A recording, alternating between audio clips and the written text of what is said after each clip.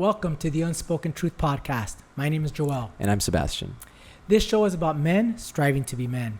So today we're going to be talking about hurt and how men kind of go through that and experience that. So there's a couple ways, right? Of course, your relationship, your family and friends, and your career opportunities, your job opportunities, and just within yourself. So we're going to talk about 3 ways how men deal with their hurt. And the first and major way is that we don't want to. I think as men, we want to be perceived as somebody who's strong, somebody who's independent. And when we're weakened or when we're hurt, we deny it. And there's a lot of ways we can deny these things, right? We could build really poor habits, get addictions, and we could also build great habits. You know, for me, when I first got out of a relationship and I was in a bad place, you know, I put myself in the gym every day, all the time. You know, even though I was corrupt in my own brain still, I was still, you know, asking myself, oh, I'm not good enough, telling myself all these things. At least I had an outlet that built me in some way so that when I did get out of my own head, I actually had something that I had built. You know, I had built a good healthy lifestyle. I had a physique, and I was happy that I took that route instead of building poor habits, you know, instead of getting onto like weed or drugs and alcohol, all these things that, you know, could potentially put me in a worse spot after I'm out of the storm, right? And I think the first step is admitting that we're hurt, because there's so many ways we can be hurt. We can be hurt through a relationship. We can be hurt through a family member relationship. Even our children can hurt us. Exactly. Say things, make us feel less than. You weren't a good mom. You weren't a good dad. And I think that's important that we talk about, that we could get hurt as men. We're supposed to come off as tough and we don't cry and emotionally we can handle anything, but that's not the case. And that really builds a stigma that promotes us suppressing these things and not facing them, because we have to just be ready. Right after it happens, we have to be in this position to, you know, make the right next move. So what we do is we just hide it because we don't know how to face these things. It's not an easy thing. Don't get me wrong. It's very difficult to face these things. And when we suppress it, it just makes it more and more difficult as time passes because more problems build. And that energy spreads to your family, your friends, and then you realize, oh man, I'm just a shitty person maybe. And that feeling of feeling less than is what really gets into our soul, what really gets into our spirit. We feel that we can't do anything right. And it starts this domino effect that really corrupts our life. So first of all, we have to admit that we're hurt, admit that we got hurt. So then we can face it. We can't solve a problem that we don't say is there. And I think that's one of the first things, is admitting that we did get hurt, whether it's from a job loss, whether it's from a relationship, whether it's from getting sick. We can get upset that God for giving us an illness, especially with what's going on right now. And after you admit that you're hurt, it's not like you've identified the problem. You still have to figure out, you know, what caused all this pain very specifically, because a lot of times we could say it's this, we could say it's the stock market, right? All these things. But really, we have to get down and dig deep and really think about what really is causing this pain and how can I, you know, make myself happier, more positive person through this. Because a lot of times you can't control it, right? And that's the point. We just have to realize this is the problem and it's out of my hands, or it is in my hands. So what am I going to do to put myself in a better place tomorrow? And I think that's so important, because a lot of times if we stay in our hurt, it leads, like Sebastian was saying, to other addictions. It leads to us not wanting to feel those feelings. And that causes more corruption and more negative outcomes in our lives. Yeah, the buildup really can be catastrophic. And I think it's a great explanation of such a high divorce rate in our country today, because we're not getting taught on how to be in a relationship with somebody, to have that commitment to somebody and what that really means. You know, my generation is growing up in the feel good, you know, the instant gratification, where marriage is about delayed gratification. It's all commitment and doing things when maybe you don't want to do them. And we don't see it that way. And that's so important, because we are really put on this earth to love and to serve one another. But in our current culture, it's give me. What can I take? What can make me feel good? What gives me the best dopamine hit now? Now, instead of what can I have to offer this world, and the other part will come on its own. Yeah. But we have it backwards here, like you were saying. It's very difficult, especially right now with the current state of culture, is feed my ego, feed my selfishness first, and if there's anything left, then I'll do some good. And again, we're not saying this is like an easy thing to do, right?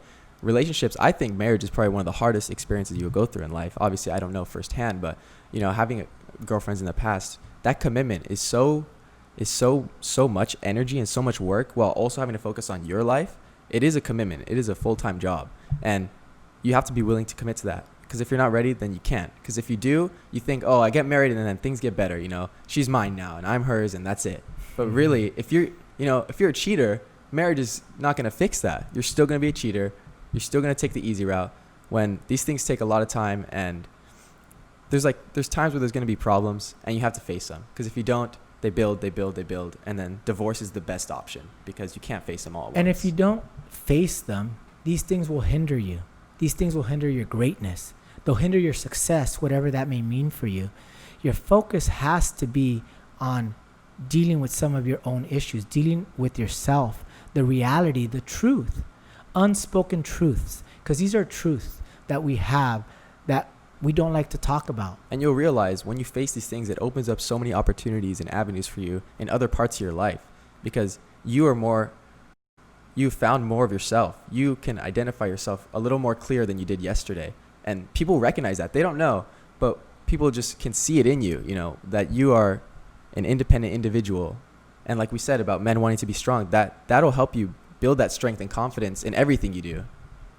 So getting in touch with our feelings is so important. Yeah. We got to feel, we got to allow it to hurt, allow that season and time. A process, yeah. Exactly, a process. But we also have to figure out, how do we get out of it? How do we take the next step in the healing process, the recovery? Mm-hmm. And the next step is focus. We really have to focus on something positive. If we tend to focus on the negative, if I focus on all the things that didn't happen, and that's my focus, I'll be fed that negativism. I'll be fed that disappointment. I'll be fed that narcissism. I got to focus on the positive. And we all have something positive. We live in a great country here with great opportunity and so many tools that are accessible to us. Yeah, we really have to be grateful at these times, even though COVID is around and, maybe we're struggling with our career, our job, it's unstable, our finances are unstable. These are all things that we're not comfortable with, but we realize we have it better than so much of the world. The fact that you get to listen to us right now is just a great opportunity in itself. And we have to have this mentality of being grateful, even though maybe we haven't experienced, not being able to get water, not being able to get food. Maybe some of you have, but realizing that, we haven't experienced it, but we could still try our best to be grateful for where we are, because it's definitely better than anywhere else or 10 years ago, 20 years ago, man. And that gratefulness will give you a positive attitude. And attitude is important because we have to get rid of what we call stinking thinking. We keep thinking of the negative, it'll feed us, and then we will produce that. Yeah, exactly. It bleeds into other parts of your life, like everything that we've been talking about, really. If you're a toxic person, and you stay in your toxic mindset, your family experiences that, your kids experience that, your friends. But if you're in this positive mindset, even when things are tough, that's going to help your friends, because when they're going through tough stuff, you're going to be able to shine light onto them and realize, oh, maybe it's not so bad, or oh, maybe I should start taking these steps. And that's what we're talking about. Also having community. Community is important because we are here to serve. This show is here to serve you, to connect with you, for us to connect on a deeper level, because it's important that we have community. It's important that we get together and we share our hearts with one another. Exactly. Even though it's not a manly thing to do, but it's definitely a necessary thing to do to deal with our hurts. It's something we all go through. We all experience this, and doing it alone is probably the worst thing, right? So, share your problems in the comments. Feel free to share. Tell us what you want us to talk about, things that we could do better for you. Staying and having a positive attitude is so important. We need to have that mindset.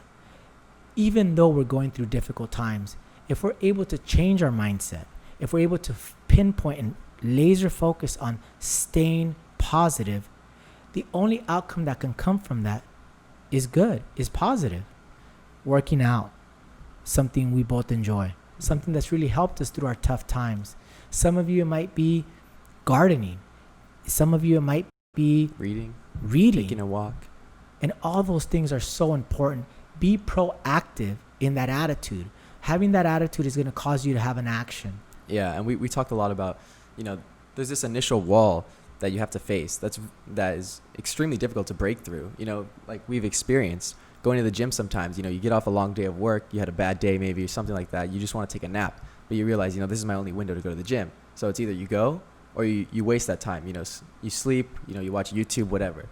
But that initial wall sometimes can be so difficult. Same with waking up in the morning. You have an 8 a.m. class, whatever age group you are, and you just don't want to get up sometimes. But you realize if you can break through that wall, what's on the other side is always better. It's always better. Always better. You get through that class, you're like, all right, I'm awake now, so I can go do X, Y, Z. I learned something. Maybe you didn't learn something. Maybe you slept the whole class, but you got out. So now you're in a position to take other actions. Same with the gym. Sometimes, you go, you get a bad workout, but you got your workout, you got hydrated, you drank your water for the day. Now you can go eat a good meal. It all leads to something great. And that's so important because I go through the same thing. When I feel hopeless or desperate, where do I go? The gym is for my physical. I need also something a little bit more spiritual. I read my Bible. And there's times where I have to wake up and I have to get in the Word. That Word gives me hope, gives me food, gives me bread. Sets your day up too. Yes. And if I don't do that, I feel like I didn't even get my day started. And being proactive and doing the things that are difficult, the things that are hard with action, always make my day so much better. And it's good to notice that these are really small things we're talking about. These are little actions in your day. We're not talking about any catastrophic action. These are the small struggles that we deal with every day that are extremely important. Because if you give yourself an inch, you'll take a mile, right? So if we hit that snooze button once, we start hitting it 3 times a week, start hitting it every day. We start wasting that time. We start waking up with YouTube, whatever, These disciplines, we don't realize how crucial they are because in the beginning they're not. Same with addictions. You start, it's just a social thing. It's just what I do at home sometimes. It's every night. And then you put yourself in a position where you have to break it, which is difficult. You don't want to put yourself there. You could do it. It's possible. But it's, we don't want to put ourselves in these poor spots when we can avoid them. And that's where the next step comes in, is having faith in yourself, believing in yourself. There is good in you. As much as we make mistakes, and I made some really bad ones and have to apologize and say I'm sorry and learn from them, we still have some good qualities, each and every one of us. And sometimes it's difficult to identify these qualities, especially if you're a younger viewer. You're like, I don't really have much direction. I don't know what I like. I don't know what I want to do. But it's important that we explore these things and put the effort in. We always have this preconception that it doesn't take effort to figure things out in life. But you have to explore avenues to understand if you like them. And a lot of times we'll go through college, through the major process. We just go through it brainless, and we end up in this place where I actually don't like finance. And I've just wasted 4 years and a lot of money. And now I'm just going to go switch majors. And then I have to spend 4 more years and then get a job and be like, maybe I don't even like this job. So it's important that we explore all the avenues that we think we might even enjoy and realize that, okay, these are my options and this is the one I like the most, and let's pursue it. So believing in yourself is key. You have to trust yourself, believe in yourself, and you might make mistakes, but it's okay.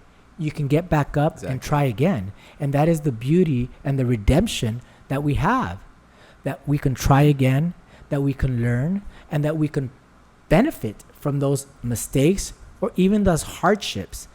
You have to have faith in yourself, believe in yourself. And it gets difficult at times. But as long as, like we said on the previous steps, you're proactive, you're doing positive, you're pouring good food into you, good attitude into you, these things will come out. And we have to remember that this all ties back to just facing your problems and facing your reality, because that opens up the next steps, right? In every way that we could start taking action, we could start doing this, we could start realizing our reality and have a better perception of the world and perspective. But if we can't face these small things in our lives, then we really just get stuck, and it delays us. It delays our life. We waste a couple years and we're like, man, I'm still lost. I'm 23, still don't know what I want to do. And sometimes that's fine. That's what everyone has their own process. But our goal is to help you be efficient and cut that time, and talk about these things with each other.